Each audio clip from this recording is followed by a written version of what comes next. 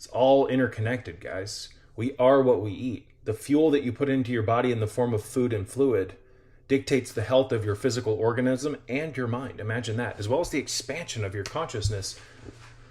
What people won't tell you here in this material realm, people who are teaching about health and this, that, and the other, is that food is designed to not only nourish the physical body, it's designed to nourish the mind.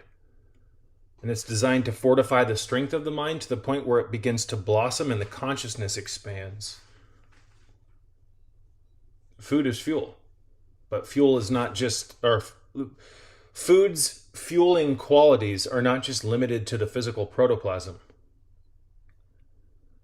Food's nutritional qualities, or fuel-like qualities, reach into the mind and expand it.